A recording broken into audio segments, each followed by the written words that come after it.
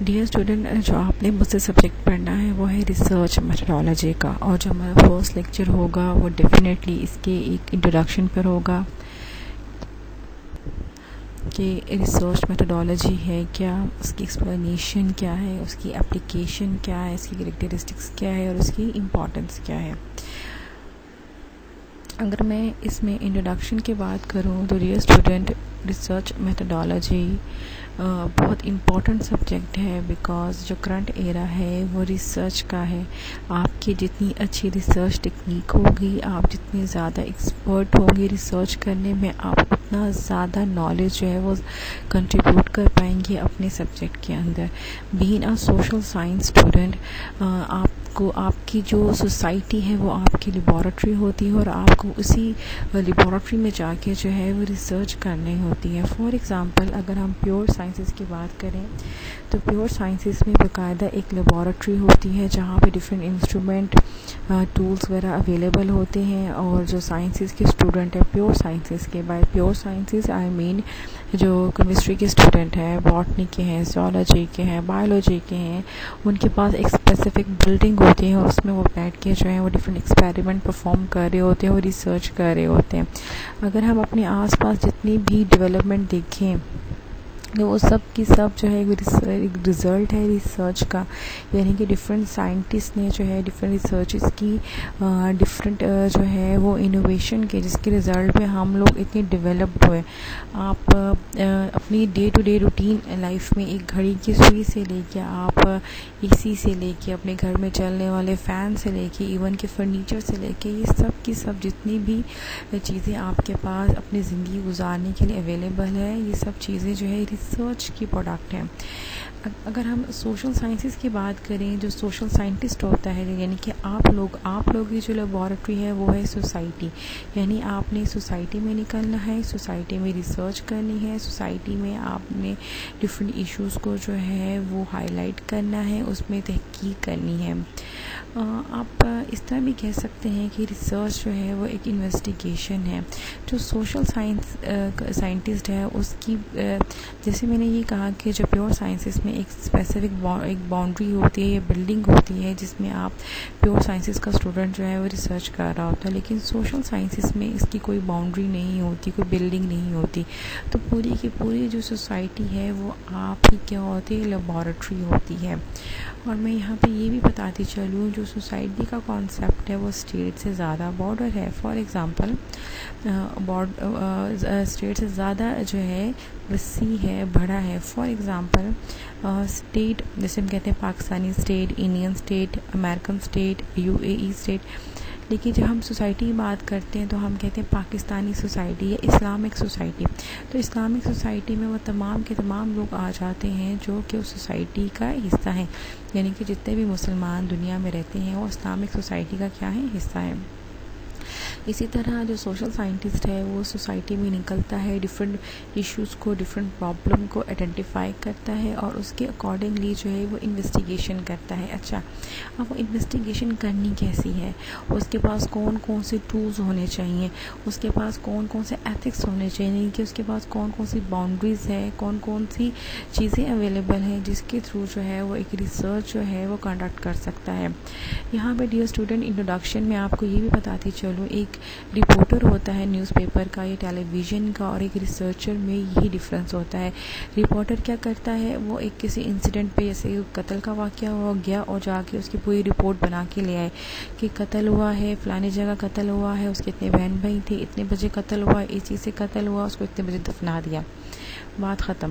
लेकिन जो एक रिसर्चर है, जब वो एक रिसर्च करने लगता है तो उसके पास पूरा एक मैकेनिज़्म होता है, उसके पास पूरा एक टूल होता है, उसके पास एक पूरी थ्योरी होती है, एक रोड मैप होता है, एक ब्लूप्रिंट का मतलब होता है बेटा, आपके पास एक नक्शा होता है कि जिसके थ्रू आप जो है एक रिसर्च को कंडक्ट करते हैं और फिर उस रिसर्च की जो है वैलिडेशन होती है। फॉर एग्ज़ाम्पल, मर्डर केस हुआ है, हो सकता है कि 3 रिपोर्टर्स के हैं डिफरेंट न्यूज़ एजेंसी से या न्यूज़ चैनल से, उन तीनों ने डिफरेंट एक्सपेक्ट से जो है वो उस रिपोर्ट को जो है कवर किया हो। अच्छा, अब रिसर्च में और रिपोर्टिंग में क्या फ़र्क है। रिपोर्टिंग में वैलिडेशन उस तरह से नहीं आएगी, लेकिन रिसर्च में क्या आएगी, वैलिडेशन आएगी। आप उसको वैलिड करोगे, वो एक हतमी तो हम उसका एसच नहीं कह सकते, लेकिन उसके पीछे प्रूफ होगा, एक मेथडोलॉजी होगी, तो उस रिसर्च में आपकी की गई बात में एक वेटेज होगा, लोग उसको एक्नॉलेज करेंगे। तो ये है रिसर्च मेथडोलॉजी का इंट्रोडक्शन। अगर हम इसकी डेफिनेशन को देखें, इसकी थ्योरी को देखें,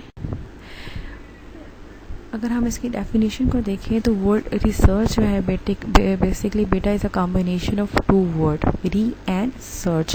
री का मतलब है अगेन, किसी चीज़ को बार बार करना, किसी चीज़ को न्यूली करना।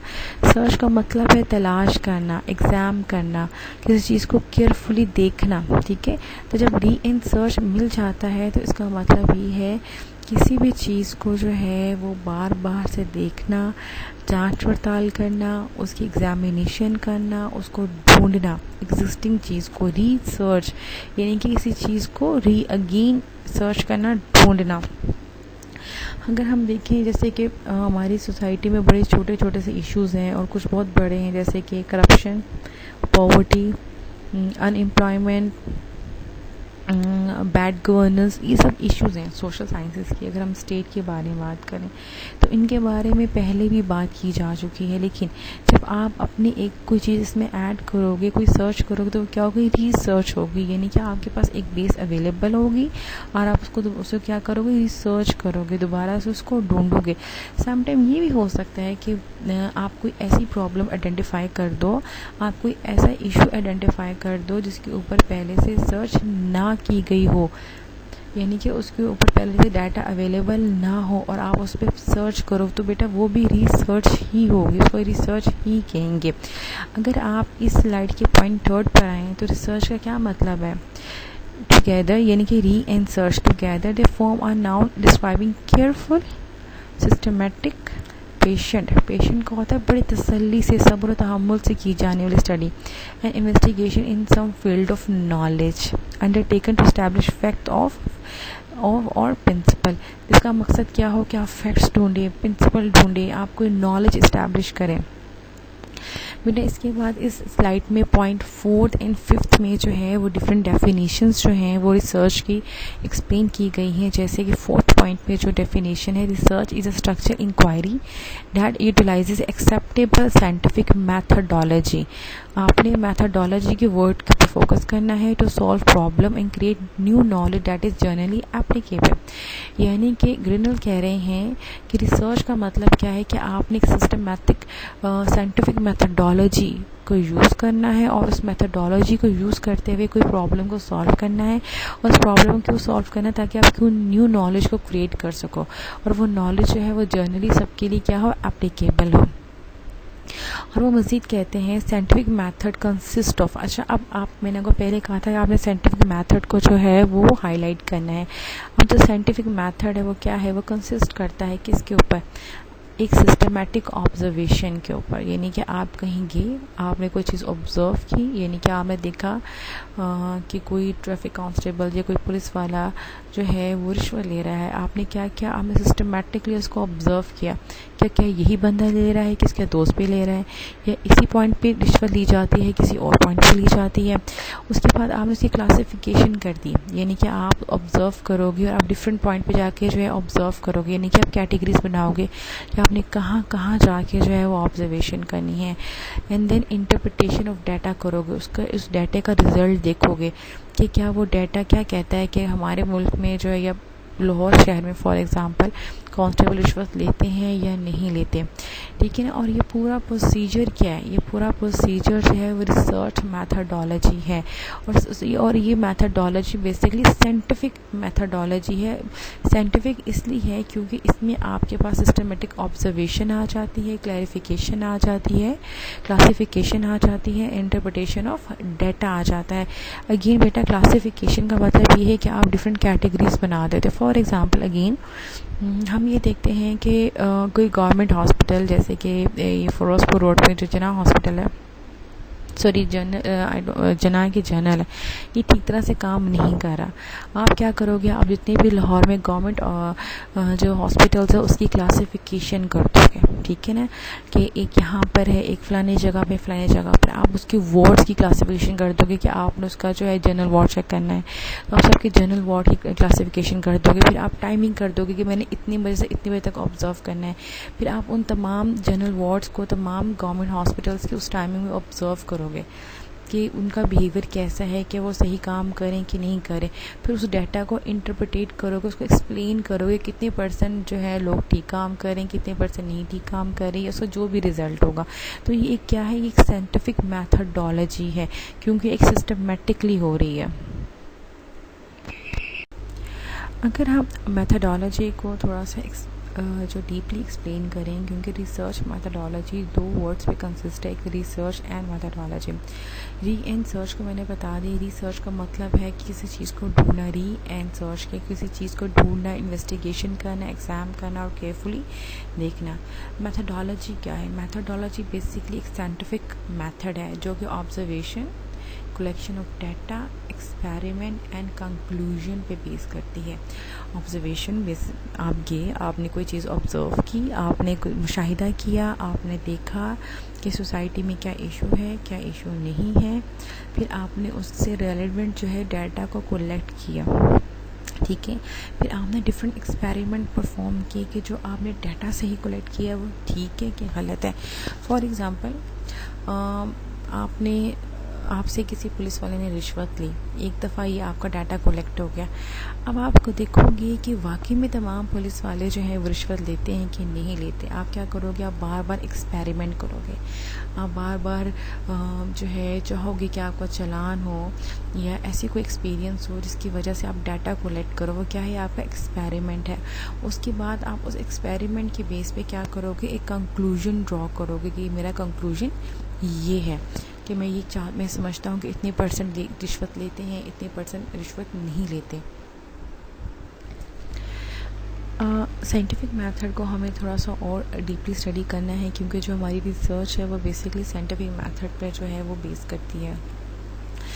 अगर पॉइंट 1 स्टडी करें तो science refer to the body of systematic and organized knowledge. Organized knowledge होता है which make a scientific method, यानी कि एक ऑर्गेनाइज्ड नॉलेज होता है, एक सेट पैटर्न होता है, रूल्स एंड रेगुलेशंस होते हैं जो कि जिसकी वजह से हम, और वो क्यों होते हैं, क्योंकि हम साइंटिफिक मेथड यूज़ करते हैं। और वो क्यों करते हैं, to acquire knowledge in a particular field of inquiry, यानी कि जिस फील्ड में हमने इंक्वायरी करनी है, तफ्तीश करनी है, रिसर्च करनी है, उस फील्ड में हम नॉलेज डेवलप कर सकें। और कैसे कर सकें, एक सिस्टमैटिक मेथड के थ्रू कर सकें। और सिस्टमैटिक मेथड कैसे बनता है, एक सिस्टमैटिक एंड ऑर्गेनाइज्ड नॉलेज होता है।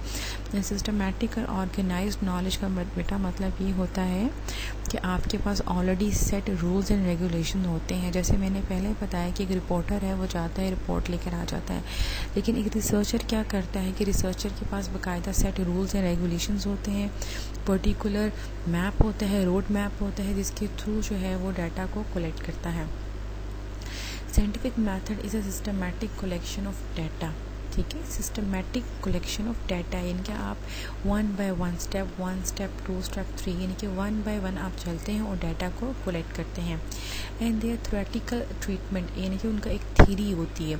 जैसे कि आपने डिफरेंट सब्जेक्ट्स पढ़े होंगे, उसमें डिफरेंट थ्योरीज होती हैं, यानी कि आप जैसे इंटरनेशनल रिलेशंस पढ़े होंगे तो उसमें आपने डिफरेंट थ्योरीज पढ़ी होंगी जिसने इंटरनेशनल रिलेशंस को ग्रो किया, डेवलप किया। इसी तरह इसकी भी थ्योरी होती है जो कि कैसे आई है, थ्रू प्रॉपर ऑब्जर्वेशन, जैसे मैंने आपको पहले बताया, एक्सपेरिमेंटेशन, यानी कि आप कोई चीज़ एक्सपेरिमेंट करते हैं बार बार, एंड इंटरप्रिटेशन, उसके बाद उसका कंक्लूजन निकालते हैं, उसके नताइज निकालते हैं। इंटरप्रिटेशन मीन्स कि आप उसके नताइज देखते हैं, उसकी इम्प्लीमेंटेशन देखते हैं कि जो आपने एक्सपेरिमेंट किया वो कितना कारआमद है और कितना कारआमद नहीं है।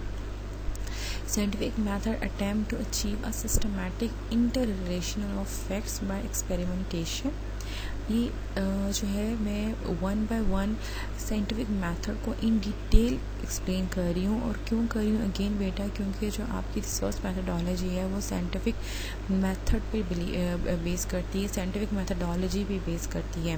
तो इसलिए आपको पहले जो है साइंटिफिक मेथड जो है वो बताया जा रहा है। वो कैसे है, जो फोर्थ पॉइंट पे मैंने लिखा है वो ये है कि सिस्टमैटिक इंटर रिलेशनल होता है। इंटर रिलेशन होता है यानी कि इनका आपस में ताल्लुक होता है।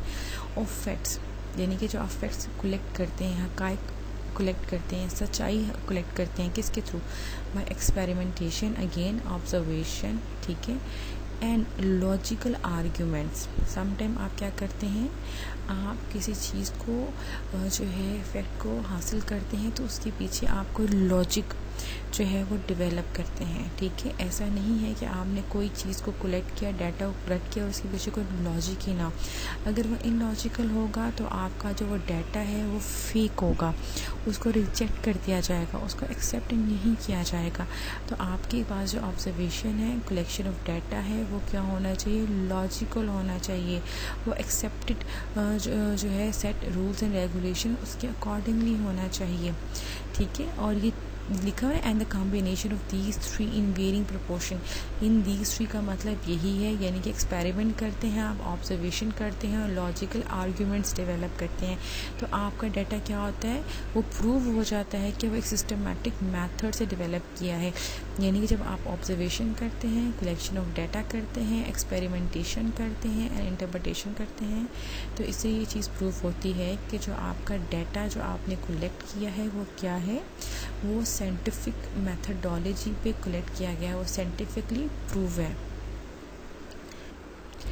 अब जो नेक्स्ट स्लाइड में हमने स्टडी करना है वो ये है कि basic purpose in scientific method, कि हम साइंटिफिक मेथड करते हैं उसका पर्पस क्या है। नंबर 1, हम इसलिए करते हैं क्योंकि ये एम्पिरिकल एविडेंस पे बेस करता है। एम्पिरिकल एविडेंस का मतलब होता है जो लॉजिकल हो, जो एविडेंस बेस हो, जो बिल्कुल किसी की बातों पर या ख्याली बातों पे ना हो, बल्कि जिसके पीछे लॉजिक हो, जिसके पीछे एविडेंस हो। ये यूटिलाइजेज रेलिवेंट कॉन्सेप्ट, ये आपको एक रेलिवेंट कॉन्सेप्ट यानी कि मकसद जो आपका है, जो एक डायरेक्शन है उसमें आपको रखता है। ये आपको ऑब्जेक्टिव देता है, ऑब्जेक्टिव कंसिडरेशन, यानी कि आप अगर आप साइंटिफिक मैथडोलॉजी यूज़ करते हैं तो सम टाइम ऐसा होता है कि लोग साइंटिफिक मैथडोलॉजी को स्टडी नहीं करते और रिसर्च करना स्टार्ट करते हैं, तो वो अपनी रिसर्च का असल जो मकसद है वो जो है वो खो देते हैं। उनको नहीं पता होता कि उनका असल मकसद क्या है रिसर्च करने का। लेकिन साइंटिफिक मैथड क्या कहते हैं, आपको एक ऑब्जेक्टिव पे रखता है, आपको अपने मकसद पे रखता है। इसमें एक प्री स्पोजेस एथिकल न्यूट्रलिटी होती है। अच्छा बेटा, एथिकल न्यूट्रलिटी क्या होती है कि एक रिसर्चर को ये चाहिए कि वो एक रिसर्च करे जो न्यूट्रल हो, जो कि बाइस्ड ना हो, जो किसी को फेवर ना करती हो, जो सच है वो सच बताए, जो गलत है वो गलत बताए। और अगर वो रिसर्च नहीं कर पा रहा तो वो भी एक्सप्लेन करे कि मैं रिसर्च नहीं कर पा रहा। यानी कि इसमें एथिक्स आ जाते हैं, मोरालिटी भी आ जाती है, अखलाकियात भी आ जाती हैं। तो साइंटिफिक मेथड से जो रिज़ल्ट आते हैं वो आपको प्रेडिक्शन देते हैं कि फ्यूचर में ऐसा हो सकता है। जैसे कि हम डिफरेंट टॉक शोज़ में देखते हैं कि अक्सर जो है वो एंकर पर्सन कह रहे हैं कि बहुत से चांसेस हैं कि मुस्तकबिल में ऐसा हो सकता है। तो जो आपको साइंटिफिक मेथड है वो क्या करता है कि आपको फ्यूचर के बारे में जो है प्रेडिक्शन देता है कि अगर हम इस तरह करते रहे या इस तरह होता रहा तो इस तरह हो सकता है। इसी वजह से, इन सब चीज़ों की वजह से ये जो मेथडोलॉजी है ये जानी जाती हैं अपनी साइंटिफिक नेचर की वजह से, क्योंकि एम्पिरिकल एविडेंस पे बेस करती हैं, लॉजिकल एविडेंस पे बेस करती हैं, आपको रेलिवेंट रखती हैं अपने मकसद के साथ, अपने कॉन्सेप्ट के साथ। मोरालिटी को जो है वो रखती हैं, यानी कि आपने किसी को फेवर नहीं देना। समटाइम ये होता है कि आप किसी चीज़ की भी रिसर्च कर रहे हैं तो आप किसी बंदे से फ्रिक्वेंटली जो है मिलना आपने स्टार्ट कर दिया है, और समटाइम आपके दिल में उसकी सिंपैथी भी डेवलप हो जाती है, तो आप रियलिटी छुपाना शुरू कर देते हैं। लेकिन नहीं, अच्छा रिसर्चर कभी भी ऐसा नहीं करता, वो हमेशा जो रियलिटी है उसको जो है एक्सप्लेन करता है। और साइंटिफिक मैथडोलॉजी से जो डाटा लिया जाता है वो हमेशा प्रेडिक्शन करने में बहुत ज़्यादा हेल्प करता है। और इसी तरह साइंटिफिक जो है थ्योरी को यूज़ करते हुए, साइंटिफिक मेथड को यूज़ करते हुए हम डिफरेंट साइंटिफिक थ्योरीज़ जो है उसको भी ओरिजिनेट कर सकते हैं, उसको भी फॉर्मुलेट कर सकते हैं। जैसे कि अगर आप IR के स्टूडेंट हैं या पॉलिटिकल साइंस के स्टूडेंट हैं तो आपने liberalism, realism, new realism, even की सॉवरेनिटी थेरी, स्टेट की थेरीज आपने स्टडी की होंगी कि और थेरीज कैसी आई हैं, वो एक साइंटिफिक मैथडोलॉजी के थ्रू आई। जब लोगों ने डिफरेंट चीज़ों को एक्सपीरियंस किया, लोगों ने लॉजिक डेवलप किया, तो उन्होंने डिफरेंट साइंटिफिक थेरीज को जो हमें प्रपोज किया, हमें गिफ्ट किया। जो रिसर्च है वो बेसिकली जो रिवॉल्व करती है वो 4W और 1H कहती है, यानी कि who, where, when, why, how. क्यों, कैसे, कब, कहाँ, ये यानी कि जब आप रिसर्च करना स्टार्ट करते हैं हु, किसने, वेयर, कहाँ, व्हेन, कैसे, व्हाई, क्यों, हाउ, यानी कि ये तमाम के तमाम जो चीज़ें हैं who, where, when, why, how, ये वो चीज़ें हैं जो आपकी आपकी रिसर्च को इनिशिएट करती हैं, आपकी रिसर्च को शुरू करती हैं। ये वो तमाम who, where, when, why, how, ये वो तमाम चीज़ें हैं जो आपकी रिसर्च को इनिशिएट करती हैं, आपकी रिसर्च को स्टार्ट करती हैं। जब आप रिसर्च स्टार्ट करते हैं तो किसी क्वेश्चन से स्टार्ट करते हैं, जब आप कुछ भी ऑब्जर्व करते हैं तो आपके ज़हन में कोई सवाल आता है, तो जो वो सवाल होता है यानी कि वेयर, कैसे, हाउ, हु, व्हेन, तो ये जब सवाल है ना, इससे आप अपनी रिसर्च को स्टार्ट करते हैं। तो रिसर्च जो है बेसिकली इन 4W और 1H के इर्द गिर्द जो है वो रिवॉल्व कर रही है।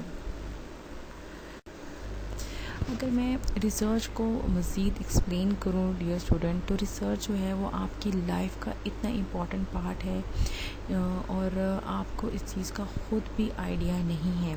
आप अपनी डे टू डे लाइफ में कॉन्शियसली और अनकॉन्शियसली बहुत सी चीज़ें जो है वो ऑब्ज़र्व कर रहे होते हैं और उसकी ऑब्जर्वेशन के बेस में अपने माइंड में कोई ना कोई कंक्लूजन लास्ट में ड्रॉ कर रहे होते हैं।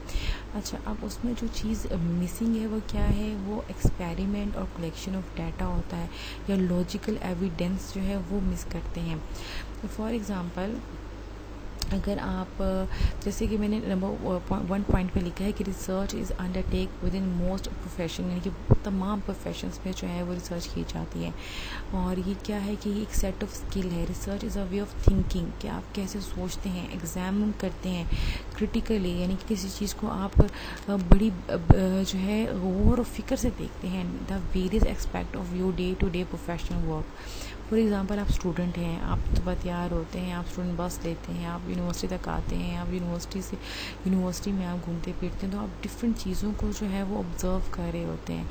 अगर फॉर एग्ज़ाम्पल अगर एक इंसिडेंट आपके साथ रोज़ होने लग जाए तो डेफिनेटली आप उसको जो है उसको लेके आप कंसर्न हो जाओगे, आप उसको लेके डाटा कलेक्ट करना शुरू कर दोगे, आप कोई लॉजिक ढूंढना शुरू कर दोगे, आप एक्सपेरिमेंट करना शुरू कर दोगे, कोई न्यू चीज़ें डेवलप करना शुरू कर दोगे। फिर एंड पे क्या होगा, आप किसी न किसी कंक्लूजन में पहुंच जाओगे। इसी तरह बीइंग अ स्टूडेंट, आप लोगों को बहुत आदत होती है क्वेश्चनिंग करने की कि ऐसा क्यों है। फॉर एग्ज़ाम्पल, असाइनमेंट अगर दी जाए तो कब सबमिट करवानी है, उसकी डेट क्या है, वर्ड पे हो, रिटर्न हो, लेंथ कितनी हो, ये कर सकते हैं, वो कर सकते हैं। बेटा, ये जो क्वेश्चनिंग है ना, ये बेसिकली आपके अंदर जो रिसर्च करने की जो हैबिट है, यानी कि देखो बेसिकली जब आप क्वेश्चन करते हो तो आप बेसिकली क्या कर रहे हो, आप रिसर्च कर रहे हो, आप रिसर्च कर रहे हो, लेकिन आपको इस चीज़ का खुद आइडिया नहीं कि आप एक रिसर्चर हो। एक क्वेश्चन से क्या होता है कि आप एक सिस्टमेटिकली किसी चीज़ को एग्जाम करना शुरू कर देते हो। फॉर एग्जांपल, आप क्वेश्चन करते हो नंबर 1 असाइनमेंट किस टॉपिक पर है, नंबर 2 सबमिट कब करवानी, नंबर 3 रिटर्न हो के वर्ड पर, नंबर 4 उसकी लेंथ कितनी हो, नंबर 5 डेटा कहाँ से कलेक्ट किया जा सकता है, नंबर 6 यानी कि आप अपनी लिस्ट ऑफ क्वेश्चन बना लेते हो। तो लिस्ट ऑफ क्वेश्चन क्या है, वो बेसिकली एक सिस्टमेटिक एग्जामिनेशन है जो आप के अंदर एक रिसर्चर है, वो आपको मजबूर करता है कि आप सिस्टमेटिक एग्जामिनेशन करो, आप सिस्टमेटिकली चीज़ों को ढूंढो। जो ये स्लाइड है इसमें बेटा मैंने यही लिखा है, यही बात की है, आप इसको पढ़ें इस स्लाइड को। अगर कुछ समझ नहीं आता तो आप मुझसे पूछें। अगर मैं अगर हम इसमें थोड़ी सी एग्जांपल्स देखें, suppose you are working the field of health, यानी कि आप हेल्थ वर्कर हो या आप पोलियो कतरे पिला रहे हो या आप किसी भी हेल्थ टीम में हो, और you may be front line service provider, supervisor और health administrator. You may be in hospital, आप किसी हॉस्पिटल में हो सकते हो, आप हेल्थ वर्कर में हो सकते हो, यानी कि इन शॉर्ट आप किसी फिजियोथेरेपिस्ट डिपार्टमेंट में हो सकते हो, आप किसी जो जैसे कि अभी कोरोना वायरस आया है आप उसमें वॉलंटरी काम कर सकते हो। ठीक है, ये मैंने पहले 2 पॉइंट्स में जो है ना बताया है कि फॉर एग्जांपल आप हेल्थ फील्ड में और आप यही हो सकते हो। लास्ट पॉइंट में लिखा है in any of this position some of the following question may come to your mind और some may ask you for their answer. यानी कि आप अगर हेल्थ डिपार्टमेंट में काम कर रहे हो तो आपके माइंड में एज ए रिसर्चर क्या क्या क्वेश्चन आ सकते हैं। वो क्वेश्चन ये है कि how many patient do I see every day, मैं कितने पेशेंट से रोज़ मिलता हूँ। What are some of most common condition, यानी कि उन सब में कौन कौन सी चीज़ें एक जैसी हैं। What are the causes of this condition, कि उनकी वो कंडीशन जो एक जैसी हैं उसकी क्या वजूहत हो सकती हैं। वाई डू सम पीपल, देखो ना हाउ व्हाट, अगर क्वेश्चन मैं भी रीड ना करूँ तो अगर आप इस स्लाइड को देखो तो इस स्लाइड में जितने भी क्वेश्चन स्टार्ट हो रहे हैं रिसर्च करने के लिए वो H या W से हो रहे हैं। ठीक है, अगर हम क्वेश्चन नंबर 4 पढ़ें, why do some people have particular condition whereas other do not. ठीक है, यानी कि अगर मैं फिजियोथेरेपिस्ट हूँ या हम जो है हेल्थ डिपार्टमेंट में हम सोचें कि ये बंदे की ये कंडीशन क्यों है और इसी बंदे की भी कंडीशन है लेकिन इतने % लोगों की है, इतने % लोगों की नहीं है, और क्यों नहीं है। ठीक है ना, क्यों, कैसे, कब, कहाँ, ये सब जो क्वेश्चंस हैं ये आपकी रिसर्च की शुरुआत होती है। What are the benefit of this program to be community, यानी कि जो हमने प्रोग्राम स्टार्ट किया है जिस डिपार्टमेंट में काम कर रहा हूँ उसका क्या बेनिफिट है सोसाइटी को। How do I demonstrate the effectiveness of my service, या मैं जो सर्विस प्रोवाइड कर रहा हूँ उसको और बेहतर कैसे कर सकता हूँ। Why do some people use their service while other do not, क्यों कुछ लोग अपनी सर्विस को अच्छी तरीके से करते हैं, काम कुछ नहीं करते। What do people think about the service, और लोग जो मैं काम कर रहा हूँ उसके बारे में क्या सोचते हैं। How satisfy are patient with the service, और जो मैं काम कर रहा हूँ उससे पेशेंट कितने सेटिस्फाई हैं, और ये जो सर्विस है कितनी इफ़ेक्टिव है, इसको कैसे इम्प्रूव किया जाए, इसको कैसे चेंज किया जाए। ये वो तमाम क्वेश्चंस हैं जो एक रिसर्चर के माइंड में आ सकते हैं अगर वो किसी हेल्थ डिपार्टमेंट में है। फॉर एग्ज़ाम्पल अगर आप अगर आप जो है फील्ड में निकले हैं पॉवर्टी को देखने के लिए, कि आप चाइल्ड लेबर को देखने के लिए निकले हैं, तो आप ये देखेंगे कि क्यों स्पेसिफिक एरिया में चाइल्ड लेबर ज़्यादा है, क्यों जो है फॉर एग्ज़ाम्पल अगर हम देखते हैं तो मैकेनिक की दुकानों पे, ऑटोमेटिक मैकेनिक की दुकानों पे चाइल्ड लेबर ज़्यादा होती है, क्यों जो है ग्रोसरी स्टोर्स में चाइल्ड लेबर नहीं होती, क्यों फार्मेसिस में चाइल्ड लेबर नहीं होती, या क्यों बड़े मार्ट्स में या शॉपिंग मॉल्स में चाइल्ड लेबर नहीं होती, या चाइल्ड लेबर किस किस फॉर्म की है, और कि चाइल्ड अब्यूज़ कौन कौन से हैं, कौन कौन से चाइल्ड राइट्स जो हैं वायलेट हुए जा रहे हैं, क्यों लाहौर में ज़्यादा है या किसी और एरिया में नहीं है, क्यों किसी और एरिया में ज़्यादा है तो लाहौर में नहीं है। तो ये डिफरेंट क्वेश्चन जो हैं वो चाइल्ड लेबर से रिलेटेड जो है ना आपके माइंड में आएंगे, फिर आप उसकी लिस्ट बनाओगे, फिर उस लिस्ट के अकॉर्डिंगली जो है आप रिसर्च करना स्टार्ट कर दोगे। ठीक है, इसी तरह जब मैंने ये कहा कि रिसर्च आपके लाइफ से रेलिवेंट है और डे टू डे एक्टिविटी में इन्वॉल्व होती है, तो उसका मतलब ये होता है कि जब आप स्कूल यूनिवर्सिटी के लिए प्रिपेयर होते हो, आप यूनिवर्सिटी पर से बैठते हो, तो क्यों से रिलेटेड बहुत ज़्यादा सवाल आपके माइंड में आते हैं। क्यों ये ऐसा है, क्यों यूनिवर्सिटी बस ऐसी है, ऐसी नहीं है, ये चीज़ ऐसा क्यों है, ये ऐसी क्यों नहीं है। तो आप बेसिकली क्या कर रहे होते हो, आप रिसर्च कर रहे होते हो। ओके, जो सेकंड चीज़ जो एक्सप्लेन करने की है वो ये है कि जो रिसर्च है वो एक way to gather evidence for your practice. आप कुछ भी प्रैक्टिस कर रहे हो, कुछ भी प्रैक्टिकली जो है एक्सपीरियंस कर रहे हो, तो रिसर्च क्या है, रिसर्च आप में उसको डिफरेंट एविडेंस कलेक्ट करने के लिए हेल्प करती है। यानी कि रिसर्च जो है वो एक एविडेंस बेस्ड प्रैक्टिस है। एक रिपोर्टर और आप में क्या फ़र्क है, रिपोर्टर के पास एविडेंस नहीं है, लेकिन आप रिसर्चर क्या करता है, रिसर्चर जो है वो एक एविडेंस जो है वो कलेक्ट करता है। उसका जितना डाटा होता है, उसका जितना मटेरियल होता है, उसका जितना भी काम होता है वो एविडेंस बेस होता है। वो एविडेंस से हट के कोई भी काम जो है वो नहीं करता। वो हर चीज़ के पीछे अब लॉजिक रखता है, वो हर चीज़ के पीछे लॉजिक को डेवलप करता है। वो कोई भी डाटा या कोई भी फैक्ट जो है बगैर किसी लॉजिक के डेवलप नहीं करता। ये या नहीं प्रोवाइड करता है। जस्ट लाइक एक आप कह सकते हो जासूस। एक जासूस क्या करता है, वो डिफरेंट जगह पे जाता है, वो फिंगरप्रिंट्स लेता है, वो डिफरेंट पिक्चर्स लेता है, डिफरेंट रिकॉर्डिंग करता है। क्यों?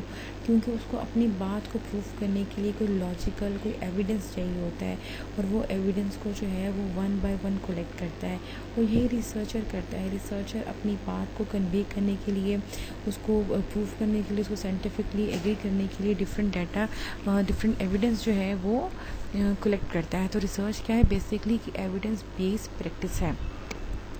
यही बेटा इस स्लाइड में लिखा है, आप इसको पढ़ें। अगर आपको इस स्लाइड नहीं समझ आती तो आप मुझे व्हाट्सएप ग्रुप में पूछ सकते हैं।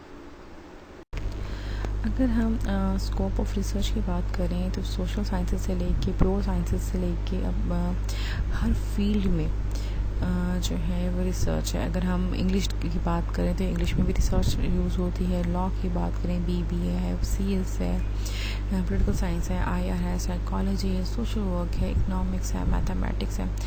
तो जितने भी हमारे पास डिसिप्लिन है, जितने भी हमारे पास प्रोफेशंस हैं, उन सब में जो है रिसर्च मेथडोलॉजी जो है वो यूज़ होती है। लेकिन उन सब सब्जेक्ट्स की अपने अपने स्पेसिफिक टूल्स हैं, अपने अपने सेट पैटर्न्स हैं, अपनी अपनी साइंटिफिक मेथडोलॉजी है, जिसकी बेस पे जो है वो रिसर्च कंडक्ट करते हैं, थीरीज डेवलप करते हैं, डिफरेंट नॉलेज में जो है वो एडवांसमेंट लेके आते हैं, नॉलेज को अप्लाई करते हैं, डिफरेंट नॉलेज की एक्सप्लेनेशन करते हैं, और डिफरेंट स्किल को जो है रिसर्च स्किल को जो है वो इन्हांस करते हैं। और इस तरह वो एक नॉलेज बेस्ड डाटा जो है वो कलेक्ट करते हैं। और उस नॉलेज बेस्ड डाटा के पीछे अगेन लॉजिक होती है, एविडेंस होता है, क्योंकि वो साइंटिफिकली कलेक्ट किया जाता है। तो स्कोप ऑफ रिसर्च जो है बहुत वाइड है। जितनी आपकी ये यूनिवर्स है, देखिए अगर हम साइंटिस्ट की बात करें, अगर हम नासा की बात करें, तो वो उनके पास अपने टूल्स हैं जो रिसर्च करें इस यूनिवर्स के ऊपर। अगर हम बायोलॉजिस्ट की बात करें तो उसके अपने सेट पैटर्न्स हैं जिसके ऊपर वो रिसर्च कर रहा है। इसी तरह हर फील्ड, जितनी भी फील्ड है, जितने भी प्रोफेशनल्स हैं, उन सब के पास अपने अपने टूल्स हैं, थ्योरीज हैं, जिनको वो टेस्ट करते हैं, जिनको वो एक्सप्लेन करते हैं, एग्जाम्स करते हैं, उनकी बेस पे लॉजिक डेवलप करते हैं। लॉजिक की बेस के ऊपर कोई ना कोई न्यू डाटा, कोई डेवलपमेंट, कोई नॉलेज को जो है वो प्रोड्यूस करते हैं। तो स्कोप ऑफ नॉलेज रिसर्च जो है वो अनलिमिटेड है, वो बहुत वाइड है, वो बहुत ज़्यादा ग्रो कर रहा है डे टू डे, जिस तरह से आपके डिसिप्लिन जो है वो ग्रो कर रहे हैं। फॉर एग्जांपल प्रीवियसली जो IR था वो पॉलिटिकल साइंस का ही पार्ट समझा जाता था, लेकिन रिसर्च के रिजल्ट में रिसर्चेज हुई, डिफरेंट थीरीज डेवलप की गई, डिफरेंट एविडेंस कलेक्ट किए गए, और उनके बेस में जो है रिसर्च आप जो है वो पॉलिटिकल साइंस का पार्ट नहीं बल्कि एक अलग से डिसिप्लिन कंसीडर किया जाता है। तो ये क्यों है? ये एक रिसर्च के ही बदौलत है। अगर हम कैरेक्टरिस्टिक देखें कि रिसर्च करते हुए, रिसर्च प्रोसेस में, ये रिसर्च कंडक्ट करते हुए हमें वो कौन कौन सी कैरेक्टरिस्टिक्स हैं, ये रिक्वायरमेंट है जिनको हमें जो है वो मद्देनज़र रखना है। तो सबसे पहली जो रिक्वायरमेंट है वो कंट्रोल्ड की है। कंट्रोल का मतलब ये है कि आपको न्यूट्रल रहना है, आपको बाइस्ड नहीं होना, आपको किसी भी रिलेशनशिप को अपने फैक्ट्स या डाटा कलेक्शन पे जो है वो ओवरकम नहीं होने देना। आपके सामने different cause and effect relationship आएंगे, यानी कि इसकी वजह से ऐसा हो रहा है, इसकी वजह से वैसा हो रहा है। जो चीज़ें जैसे हो रही हैं आपने उसको वैसे ही एक्सप्लेन करना है, उसको वैसे ही लिखना है, ठीक है। ऐसा ना हो, देखिए जैसे मैंने आपको पहले एग्जांपल दी कि ऐसा ना हो कि आप किसी बंदे से इन्वेस्टिगेशन कर रहे हैं, क्वेश्चन आंसरिंग कर रहे हैं, लेकिन क्वेश्चन आंसर करते करते आपके उसके साथ एक एफिलिएशन या दोस्ती डेवलप हो जाए, और उस दोस्ती के चक्कर में क्या होगा, जो एक्चुअल जो डाटा है या एक्चुअल नॉलेज है या एक्चुअल जो बात है वो जो है वो आप पीछे रह जाए, और या उसको आपकी अपनी फीलिंग्स जो है वो ओवरकम कर दें। तो ऐसा नहीं होना चाहिए। जो रियलिटी है, जो चीज़ें हैं, आपने उसको एज इट इज़ जो है वो एक्सप्लेन करना है। उसके अलावा जो लिंकेजेस डेवलप होते हैं, फॉर एग्जांपल ये वजह, ये कॉज है, इसकी वजह ये इफ़ेक्ट हुआ, ये चीज़ थी इसकी वजह से ये हुई, ऐसा था तो इसकी वजह से वैसा हुआ। तो ये चीज़ें भी आपको एज इट इज़ जो है अपने रिसर्च में मेंशन करनी है। और हर चीज़ के साथ आपने एक लिंक डेवलप करना है, हर चीज़ के साथ आपने एक कॉज और इफेक्ट रिलेशन डेवलप करना है।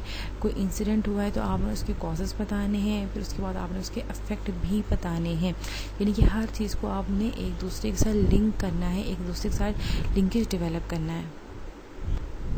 उसके बाद रिग्रेस ना हो। रिग्रेस का मतलब होता है कि भटका हुआ, वेग ना हो, इधर उधर ना जाता हो, बल्कि एक स्पेसिफिक डायरेक्शन में रिसर्च होनी चाहिए। आपको पता होना चाहिए कि आपका ऑब्जेक्टिव क्या है, आपका एम क्या है रिसर्च करने का, और आप उसी चीज़ से रेलिवेंट जो है वो क्वेश्चन तैयार करो। ऐसा ना, फॉर एग्ज़ाम्पल आप जो है वो चाइल्ड लेबर के ऊपर जो है रिसर्च कर रहे हैं, लेकिन ऐसा ना हो कि आप ये क्वेश्चंस करें कि जी आप कपड़े कौन से पहनते हैं, आप जीन्स पहनते हैं कि शलवार कमीज़ पहनते हैं, ये इस तरह के क्वेश्चन जो इनरेलेवेंट हो। तो आपकी रिसर्च स्पेसिफिक होनी चाहिए, एक डेफिनेट डायरेक्शन में होनी चाहिए, सिस्टमेटिक होनी चाहिए। स्टेप 1 स्टेप 2 यानी कि हर चीज़ की स्टेपिंग यानी कि आपने की हो, हर चीज़ की आपने नंबरिंग की हो कि मैंने स्टेप 1 में ये करना है, स्टेप 2 में ये करना है, स्टेप 3 में ये करना है।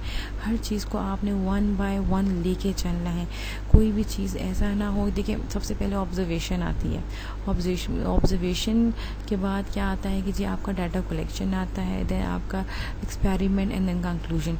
डेफिनेटली आप कंक्लूजन पहले तो नहीं दे सकते। आपने एक बंदे को रिश्वत लेते हुए देखा तो आप क्या ये कंक्लूड कर सकते हैं कि पूरी पुलिस डिपार्टमेंट जो है वो रिश्वत लेती है? नहीं, ये आपकी रिसर्च गलत होगी। आपने क्या करना है कि आपने ऑब्जर्व करना है, फिर डाटा कलेक्ट, फिर उसके बाद जो उसकी प्रोसीजर जो स्टेप है उसके लिए इसको हमें सिस्टमेटिकली जो है वो लेके चलना है। एंड देन उसके बाद आपका जो कलेक्शन ऑफ डाटा है वो वेरीफाइड होगा, वो वैलिड होना चाहिए। उसके पीछे जो फैक्ट्स एंड फिगर, उसके पीछे नॉलेज के पीछे जो भी जो फैक्ट्स एंड फिगर्स अवेलेबल होने चाहिए, उसके पीछे लॉजिक अवेलेबल होनी चाहिए, उसके पीछे डाटा होना चाहिए जिसको हम वेरीफाइड कर सकें, जिसके ऊपर हम बार बार जो है एक्सपेरिमेंट कर सकें, या जिसको बार बार हम टेस्ट कर सकें। ऐसा डाटा होना चाहिए जिसको हम बार बार वेरीफाइड कर सकें। अगर उसके पीछे लॉजिक होगी, एविडेंस होंगे, तो डाटा जो है वो बार बार वेरीफाई करवाया जा सकेगा, उसको बार बार चेक किया जा सकेगा कि डाटा ठीक है या गलत है। एम्पेरिकल होना चाहिए, अगेन एविडेंस बेस्ड होना चाहिए। एविडेंस अगर नहीं है तो आपका कलेक्शन ऑफ डाटा बेकार है। जब तक आपके डाटा जो कलेक्ट किया गया है उसके पीछे एविडेंस नहीं है तो आपके डाटा को लॉजिक नहीं मिलेगी, उसको वेरिफिकेशन नहीं मिलेगी। इसी तरह क्रिटिकल होना चाहिए, यानी कि इसमें सिंपैथी नहीं होनी चाहिए। आप जो है हर चीज़ को इन्वेस्टिगेट करो क्रिटिकल पर्सपेक्टिव से। हम कहते हैं ना क्रिटिकली, यानी कि आप उसको तनकीदी निगाह से देखो, आप उसको जो है उसमें आप जो है प्रूफ ढूंढो, ठीक है ना। और इन्वेस्टिगेशन जो है मुझे फुल प्रूफ होनी चाहिए, फ्री होनी चाहिए, उसमें कोई नुकसान ना। ड्रॉबैक्स का मतलब है कोई गलतियाँ नहीं होनी चाहिए, एक्यूरेट होनी चाहिए, 1 बाय 1 हर चीज़ को होना चाहिए। तो ये रिक्वायरमेंट है बेसिकली रिसर्च प्रोसेस को करने की, कि हमने रिसर्च प्रोसेस करना कैसे है, उसमें कौन कौन सी चीज़ें, कौन कौन सी कैरेक्टरिस्टिक्स होनी चाहिए, सॉरी रिक्वायरमेंट होनी चाहिए। अगर हम करेक्टरिस्टिक्स की बात करें तो करेक्टरिस्टिक यही है कि आपके जो रिसर्च है वो किसी ना किसी प्रॉब्लम का सलूशन लाजमी दे, वो एक ऑब्जर्वेशन के बेस पर हो, एक्सपीरियंस के बेस पर हो, एम्पिरिकल एविडेंस के बेस पर हो, ऑब्जर्वेशन और डिस्क्रिप्शन जो है वो एक्यूरेट हो, ठीक है ना, वीक ना हो, भटकी हुई ना हो, और उसमें जो है आप सोर्स ऑफ डाटा जो है वो डिफरेंट यूज़ करें। आपका जो डाटा कलेक्शन है वो पर्पसफुल होना चाहिए, वो और नहीं मालूमात में लोगों की इजाफा करे। यानी कि ऐसा ना हो कि आप एक ही चीज़, आप ऐसी कोई बात लेकर आ जाए जो ऑलरेडी पहले से 12-13 लोगों ने जो है वो बात की हो। नहीं, आपका जो डाटा है वो हमेशा जो आपकी बात है, जो आपका डाटा है वो नॉलेज में एडिशन हो, वो कोई ना कोई नई बात जो है वो आगे कन्वे करे, डिलीवर करे। आपकी जो रिसर्च है वो एक स्किलफुल हो, वो ऐसी इन्वेस्टिगेशन हो जो बाकायदा लगे कि इसके पीछे एक्सपर्ट है, एक एक्सपर्टीज़ होनी चाहिए रिसर्च करने की। आप डाटा कलेक्ट कर रहे हो, उसको एनालिसिस करो तो एक एक्सपर्ट एनालिसिस होना चाहिए। एक रिपोर्टर और रिसर्चर में यही फ़र्क होता है कि रिसर्च का जो एनालिसिस है वो एक्सपर्ट एनालिसिस होता है, लेकिन जो रिपोर्टर के पास कोई एनालिसिस का टूल ही नहीं होता। आपकी रिसर्च एक ऑब्जेक्टिव बेस होनी चाहिए, लॉजिकल होनी चाहिए, उसके पीछे एक ताकि उस डाटा को वैलिड, उसकी डाटा की वैलिडेशन चेक की जा सके, टेस्ट किए जा सके, और उसकी बेस पे कोई ना कोई कंक्लूजन निकाला जा सके। आपका जो रिसर्च है वो ऐसे क्वेश्चंस के पीछे हो जिनका अभी तक हल ही नहीं निकल सका हो, ऐसे मसाइल के पीछे हो जिनका अभी तक सोल्यूशन ही नहीं आ सका हो। आप ऐसे मसाइल फाइल को ढूंढें जो अभी तक एड्रेस ही ना किए जा सके। आपकी रिसर्च जो है वो करेज मांगती, हौसला, तसल्ली, हिम्मत मांगती है और पेशेंट मांगती है। और रिसर्च वो ही अच्छी होती है जिसको जल्दबाजी में ना किया जाए, जिसको तसल्ली में किया जाए, जिसमें जो डाटा कलेक्ट किया जाए वो बहुत ही ज़्यादा जो है वो सिस्टमेटिकली हो, आराम से हो और लॉजिक बेस हो। उसको केयरफुली देखा जाए, उसको रिकॉर्ड किया जाए, उसको रिपोर्ट किया जाए, उसको लिखा जाए। तो बेटा आपके सामने जो स्लाइड है जिसमें कैरेक्टरिस्टिक्स लिखी हैं ये तमाम की तमाम कैरेक्टरिस्टिक्स जो इंग्लिश में लिखी है मैंने वो आपको उर्दू में एक्सप्लेन कर दी हैं। अगर फिर भी कोई इशू है तो आप मुझसे व्हाट्सएप पे पूछ सकते हैं।